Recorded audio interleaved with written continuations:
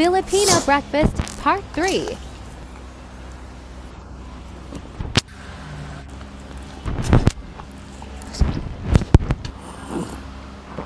Yun mga kabomba, tara kain tayo ng pang-almusal. Titikim lang ako, hindi gubusin to. Nagpaluto lang sila tito tsaka si tita. Parating kasi dito eh.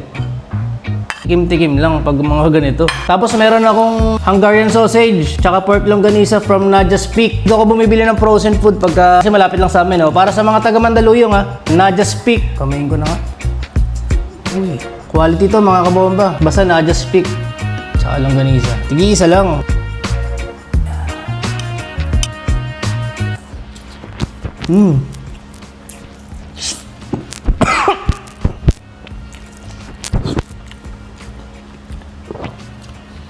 Ang gaya nila, laki oh. Grabe, quality. Sarap.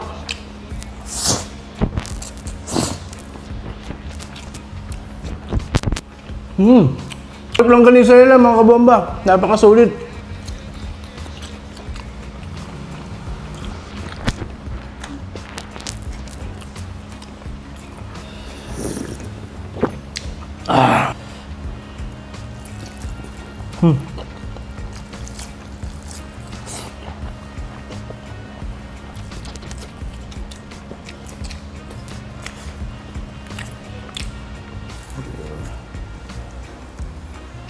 Hindi ko alam bakit mas masarap yung mga peanut butter ng mga walang tatak tapos kulay orange yung takip.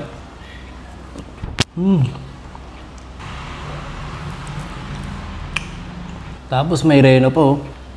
Favorite ko to ng bata ako eh.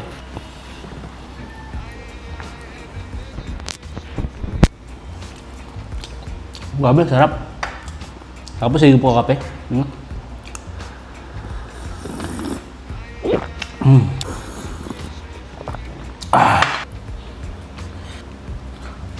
Dito ako nabash eh, pero okay lang kahit bash niyo ako. Kasi ginagawa ko naman talaga to ng bata ako eh.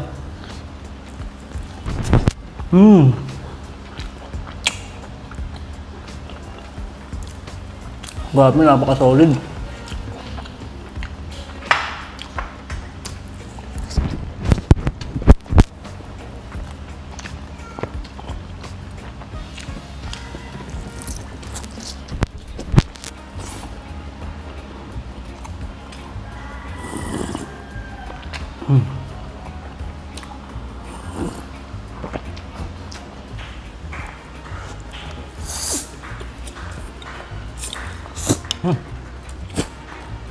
Mga gustong order na itong Hungarian sausage, mga frozen, ito mga pork longganisa. Homemade yan, kay Nadia's Peak lang. Para din dito sa mga taga Mandaluyong.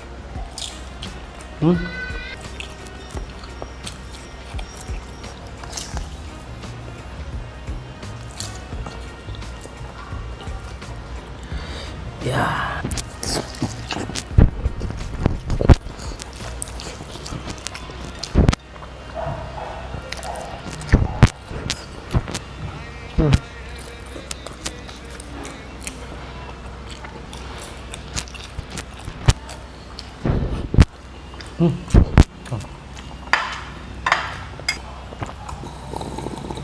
Yun mga kabomba, tikim-tikim lang tayo ngayon, hindi natin ubusan. Pag inubos mo na to, sira ulo ka na, okay?